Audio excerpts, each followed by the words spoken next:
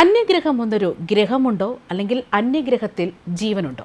അരുണാചൽ പ്രദേശിലെ ഹോട്ടൽ മുറിയിൽ മലയാളികളായ ദമ്പതികളെയും സുഹൃത്തായ യുവതിയെയുമൊക്കെ ദുരൂഹ സാഹചര്യത്തിൽ മരിച്ച നിലയിൽ കണ്ടെത്തിയതോടെയാണ് അന്യഗ്രഹവും അവിടെ പോയി ജീവിക്കാൻ ഇങ്ങനൊരു ആത്മഹത്യ നടത്തിയതുമെല്ലാം ഏറെ ശ്രദ്ധേയമാകുന്നത്. എന്തായാലും ഇപ്പോൾ ഇങ്ങനൊരു അന്യഗ്രഹമുണ്ടോ അല്ലെങ്കിൽ അന്യഗ്രഹത്തിൽ ജീവനുണ്ടോ എന്നൊക്കെ അറിയാൻ അമേരിക്കൻ ബഹിരാകാശ ഏജൻസിയായ നാസയും ഒരുങ്ങുകയാണ്.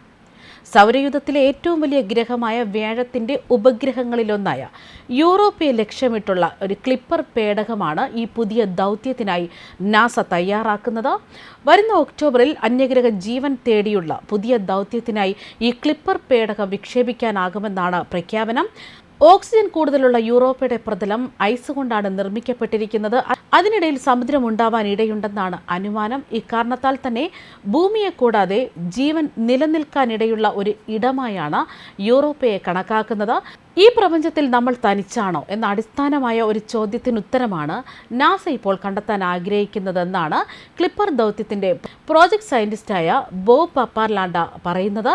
മറ്റൊരു ഗ്രഹത്തിൽ ജീവിത സാഹചര്യങ്ങൾ കണ്ടെത്താൻ സാധിച്ചാൽ എന്നെങ്കിലും യൂറോപ്പ പോലുള്ള ഒരു സ്ഥലത്ത് ജീവൻ കണ്ടെത്താൻ നമുക്ക് സാധിച്ചേക്കുമെന്നും അദ്ദേഹം വ്യക്തമാക്കുകയാണ്.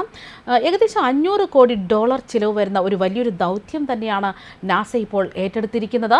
കാലിഫോർണിയയിലുള്ള നാസയുടെ ജെറ്റ് പ്രൊപ്പൽഷൻ ലബോറട്ടറിയിലാണ് ഇപ്പോൾ ഈ പേടകമുള്ളത്. അത് ഇവിടെ നിന്ന് ഫ്ലോറിഡയിലെ കെനഡി ബഹിരാകാശ കേന്ദ്രത്തിൽ എത്തിക്കുകയും സ്പേസ് എക്സിൻ്റെ ഫാൽക്കൺ ഹെവി റോക്കറ്റിൽ വിക്ഷേപിക്കുകയും ചെയ്യും. 5 വർഷത്തിലേറെ നീണ്ടു നിൽക്കുന്ന യാത്രയ്ക്കിടെ യാത്രാവേഗം കൈവരിക്കുന്നതിനായി ചൊവ്വയ്ക്ക് അരികിലൂടെയും പേടകം കടന്നുപോകും. 2031 വ്യാഴത്തെയും യൂറോപ്പയും ചുറ്റുന്ന ഭ്രമണപഥത്തിൽ പേടകം എത്തുമെന്നാണ് നാസ നൽകുന്ന വിവരങ്ങൾ. എന്നാൽ ഈ അടുത്ത കാലത്തായി നമ്മുടെ ഭൂമിയെ ആക്രമിക്കാൻ 4ഓളം അന്യഗ്രഹ ജീവി സമൂഹം ലക്ഷ്യമിടുന്നു എന്നൊക്കെ ഒരു വാർത്ത പ്രചരിച്ചിരുന്നു. ഈ 4ഓളം അന്യഗ്രഹ ജീവി സമൂഹം ഭൂമിയെ ആക്രമിച്ച് അവരുടെ അധീനതയിലാക്കുമെന്നായിരുന്നു സ്പെയിനിലെ വീഗോ സർവകലാശാലയിലെ പഠനങ്ങൾ നിലവിൽ ചൂണ്ടിക്കാണിച്ചത്. അതായത് ക്ഷുദ്രകരമായ അന്യഗ്രഹ ജീവി സമൂഹത്തിന്റെ വ്യാപനം കണക്കാക്കുന്നു എന്ന ഗവേഷണ പ്രബന്ധത്തിലാണ് ഇക്കാര്യങ്ങൾ വ്യക്തമാക്കുന്നത്. 1977 ഭൂമിക്ക് പുറത്തുനിന്ന് ഒരു റേഡിയോ സന്ദേശം ലഭിച്ചിരുന്നു. ഒഹിയോ സ്റ്റേറ്റ് സർവകലാശാലയിലെ ബിഗ് ഇയർ ടെലിസ്കോപ്പിലാണ് ഈ സന്ദേശം ലഭിച്ചത്. 1 മിനിറ്റും 12 സെക്കൻഡ് ദൈർഘ്യമുണ്ടായിരുന്ന ഈ റേഡിയോ സന്ദേശത്തിൽ ഒരു ആൽഫ ന്യൂമറിക് കോഡ് അടങ്ങിയിരുന്നതായും ശാസ്ത്രജ്ഞർ അന്ന് കണ്ടെത്തിയിരുന്നു. ഇതിനെ വൗ സിഗ്നൽ എന്നാണ് ശാസ്ത്രജ്ഞർ വിശേഷിപ്പിച്ചത്. അതായത് 1977 ഈ സന്ദേശം ലഭിച്ചതെങ്കിലും ശാസ്ത്രജ്ഞർ ഇത് പുറത്തു വിട്ടിരുന്നില്ല. എന്നാൽ ഭൂമിക്ക് പുറത്തുനിന്ന് വന്ന ഈ സന്ദേശം അയച്ചത് അന്യഗ്രഹ ജീവികൾ തന്നെ ആയിരിക്കുമെന്നാണ് ശാസ്ത്രജ്ഞർ പറയുന്നതും. പതിറ്റാണ്ടുകളായി ഈ സന്ദേശത്തിൻ്റെ ഉറവിടം കണ്ടെത്താൻ ശാസ്ത്രജ്ഞർ പരിശ്രമിക്കുകയാണ്. എന്നാൽ വ്യക്തമായ ഒരു ചിത്രം ഇതുവരെയും ലഭിച്ചിരുന്നില്ല. എന്നാൽ ഈ സന്ദേശത്തിൻ്റെ ഉറവിടവും ഇപ്പോൾ കണ്ടെത്തിയതായാണ് സ്പെയിനിലെ വിഗോ സർവകലാശാലയിലെ പഠനങ്ങൾ ചൂണ്ടിക്കാണിക്കുന്നത്.